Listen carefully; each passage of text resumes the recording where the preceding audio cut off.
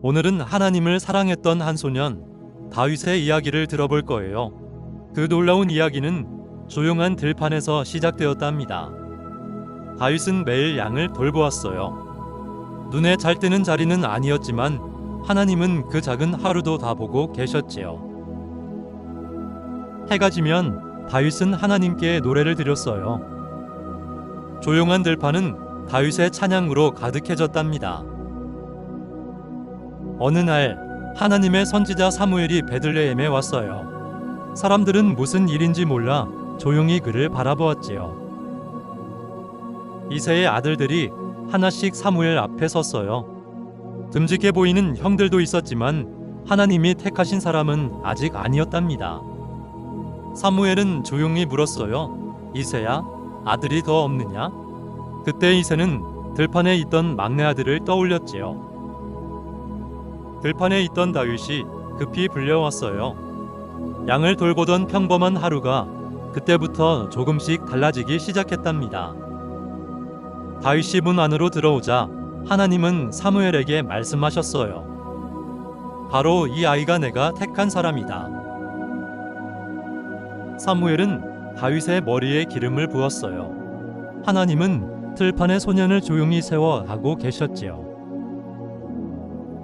다윗은 다시 들판으로 돌아갔어요. 겉으로는 똑같은 하루 같았지만 다윗의 마음에는 하나님의 부르심이 자라고 있었답니다.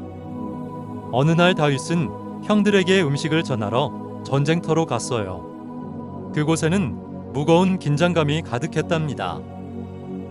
블레셋 진영에서는 거대한 골리앗이 나와 소리쳤어요. 사람들은 그 큰 모습에 겁이 나서 꼼짝하지 못했지요. 다윗은 왜 아무도 앞으로 나가지 않는지 물었어요. 그 어린 마음에는 두려움보다 안타까움이 먼저 올라왔답니다. 그때 다윗이 말했어요. 왕이시여, 제가 가겠습니다. 작은 소년의 입에서 믿음의 고백이 나왔지요. 사울은 자기 갑옷을 입혀주었어요. 하지만 다윗은 고개를 저었지요. 저는 익숙하지 않아요. 다윗은 시냇가로 가서 돌 5개를 골랐어요. 그의 손에는 칼 대신 물맷돌이 있었답니다. 다윗은 거인을 향해 걸어 나갔어요. 몸은 작았지만 그 마음은 하나님을 믿는 믿음으로 가득했지요. 다윗은 멈추지 않았어요. 그리고 하나님을 믿는 마음으로 돌을 힘껏 던졌답니다.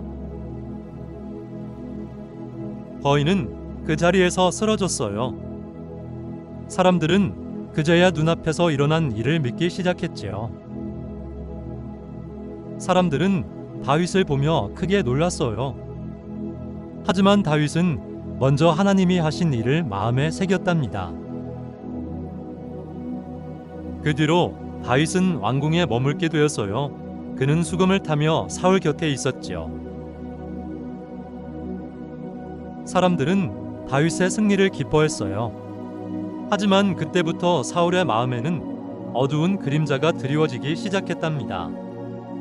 사울의 마음에는 질투가 점점 쌓여갔어요. 다윗은 아무 잘못도 없었지만 이유 없는 미움을 받기 시작했지요.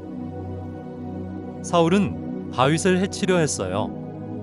그래서 다윗은 깊은 밤 서둘러 그곳을 떠나야 했답니다. 왕궁을 떠난 다윗은 홀로 길을 걸었어요.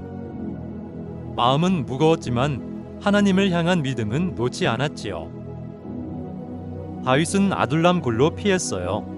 신기하게도 상처 입고 지친 사람들이 하나둘 다윗 곁으로 모여들기 시작했답니다. 힘든 사람들은 다윗에게 마음을 열었어요. 다윗도 힘들었지만 그들을 외면하지 않았지요. 다윗은 두려울 때마다 하나님께 기도했어요. 혼자라고 느껴질 때에도 하나님은 다윗 곁에 계셨답니다. 사울의 아들 요나단은 다윗을 진심으로 아껴주었어요. 두 사람의 마음은 하나님 안에서 깊이 이어져 있었지요. 함께 걷고 싶었지만 각자 가야 할 길이 있었어요. 다윗은 다시 광야로 향했지만 그 마음엔 귀한 우정이 남아 있었답니다. 어느 날 사울이 다윗이 숨어 있던 동굴 가까이 들어왔어요. 사람들은 숨도 크게 쉬지 못했답니다. 다윗은 사울을 해칠 수 있는 가까운 자리에 있었어요. 하지만 그는 옷자락만 조금 잘랐지요. 그런데 다윗의 마음은 편하지 않았어요. 하나님이 세우신 왕을 함부로 대하고 싶지 않았기 때문이었답니다. 사울이 동굴을 지나간 뒤 다윗은 멀리서 모습을 드러냈어요. 그는 사울을 해치지 않았다는 걸 보여주고 싶었지요. 다윗은 손에 든 옷자락을 보여주었어요. 할 수 있었지만 하지 않았다는 뜻이었답니다. 사울은 그제야 마음이 흔들렸어요. 다윗의 선한 선택 앞에서 자신의 어두운 마음을 보게 되었지요.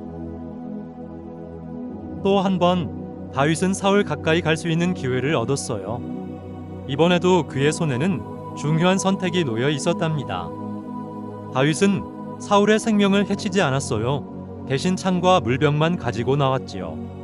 사울의 생명은 하나님 손에 맡긴 것이었답니다. 멀리 떨어진 곳에서 다윗은 가져온 것을 보여주었어요. 또다시 그는 사울을 해치지 않았다는 걸 말하고 있었지요. 원수를 이기는 가장 깊은 힘은 위움이 아니었어요. 다윗은 자기 마음을 지키는 길을 택했답니다. 오랜 시간이 흐른 뒤 다윗은 유다의 왕이 되었어요. 기다림 끝에 하나님이 길을 여신 것이었지요. 다윗은 점점 더 많은 백성을 이끌게 되었어요. 자리가 높아질수록 책임도 더 커졌답니다. 하지만 어느 날 다윗의 마음은 조금씩 흔들리기 시작했어요. 사람은 높은 자리에 있어도 늘 바르게 서 있는 것이 쉽지 않답니다. 잘못된 선택은 마음을 무겁게 만들었어요. 다윗의 마음에도 깊은 그림자가 드리워졌지요. 그때 하나님은 선지자 나단을 보내셨어요. 다윗은 이제 피할 수 없는 말씀 앞에 서게 되었답니다. 다윗은 자기 잘못을 보게 되었어요. 그는 더는 변명하지 않고 하나님 앞에 마음을 낮추었지요. 다윗은 하나님께 자비를 구했어요. 하나님, 제 마음을 다시 깨끗하게 해주세요. 회개의 기도가 조용히 흘러나왔답니다. 회개는 끝이 아니었어요. 하나님은 낮아진 마음을 다시 붙들어 주셨답니다. 다윗은 다시 하나님을 높였어요. 그의 기쁨은 자기 자리보다 하나님의 임재에 있었지요. 다윗은 기쁠 때도 무너질 때도 하나님께 노래했어요.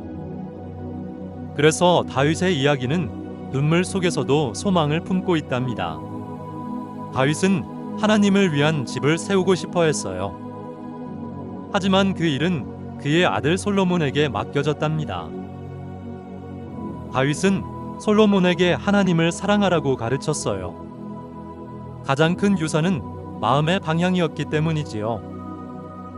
다윗은 많은 사람들 앞에서도 하나님께 감사를 돌렸어요.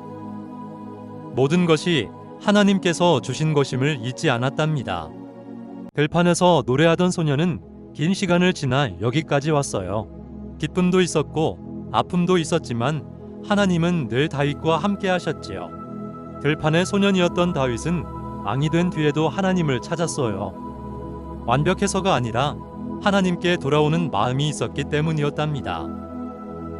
하나님은 완벽한 사람만 쓰시는 분이 아니에요. 하나님께 돌아오는 마음을 귀하게 보시는 분이랍니다.